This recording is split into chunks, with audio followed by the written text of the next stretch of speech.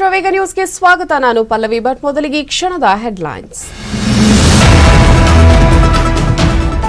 HD Revanna bale ಅರ್ಜಿ ಮುಂದೂಡಿಕೆ ಮಧ್ಯಾಹ್ನ 2:45ಕ್ಕೆ ಮುಂದೂಡಿದ ಕೋರ್ಟ್. ಜನಪ್ರತಿನಿಧಿಗಳ ವಿಶೇಷ ಕೋರ್ಟ್ನಲ್ಲಿ ವಿಚಾರಣೆ.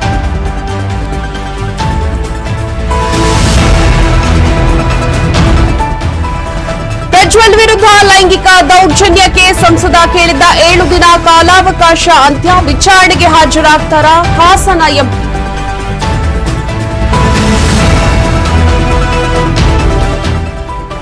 ಪ್ರಜ್ವಲ್ ವಿರುದ್ಧ ಲೈಂಗಿಕ ದೌರ್ಜನ್ಯ ಕೇಸ್ ವಿಡಿಯೋದಲ್ಲಿರುವ ಸಂತ್ರಸ್ತೆಯರನ್ನ ಗುರುತಿಸಿದ ಎಸ್ಐಟಿ. ಸಂತ್ರಸ್ತೆಯರ ಹೇಳಿಕೆ ದಾಖಲಿಸಿಕೊಂಡ ಅಧಿಕಾರಿಗಳು.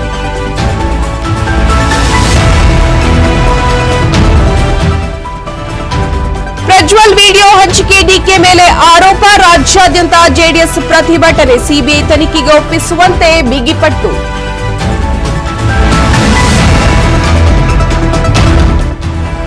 ಬೆಂಗಳೂರು ಸೇರಿ ರಾಜ್ಯದ ಹಲವೆಡೆ ಮಳೆ ಮುನ್ಸೂಚನೆ. ಇಂದಿನಿಂದ 3 ದಿನಗಳ ಕಾಲ ಮಳೆಯ ಅಬ್ಬರ. ಹವಾಮಾನ ಇಲಾಖೆ ಎಚ್ಚರಿಕೆ.